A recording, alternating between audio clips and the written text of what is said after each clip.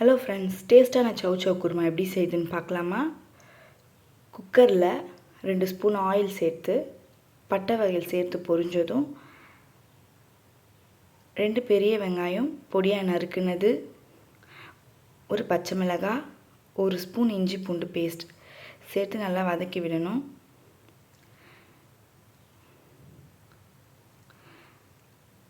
ரெண்டு தக்காளி, ஒரு கொத்து கருவேப்பிலை, ஒரு கைப்பிடி புதினா, உப்பு சேர்த்து நல்லா வதக்கி விட்டு கூடவே சவ் சவ் காய் ஆட் பண்ணி கலந்து விட்டுக்கலாம்.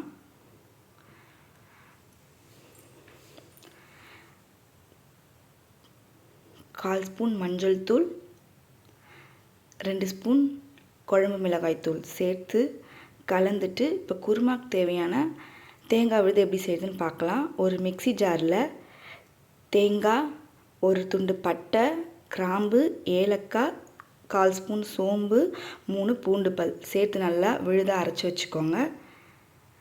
இந்த விழுது சவ் சவ் கூட சேர்த்து நல்லா மிக்ஸ் பண்ணி விட்டு தேவையான அளவு தண்ணி, உப்பு, 1/4 ஸ்பூன் கரம் மசாலா பவுடர் சேர்த்து நல்லா மிக்ஸ் பண்ணி விட்டு 3 விசிலுக்கு ப்ரெஷர் குக் பண்ணி எடுத்துக்கலாம். ப்ரெஷர் போனதும் கொத்தமல்லி தூவி இறக்கிட்டா டேஸ்டான சவ் சவ் குருமா ரெடி ஆயிடுச்சு. இதை நீங்கள் டிஃபன் ஐட்டம் எல்லாத்துக்குமே ஆட் பண்ணி சாப்பிட்டுக்கலாம். ரைஸ்க்குமே சேர்த்து சாப்பிட்டா அருமையாக இருக்கும்.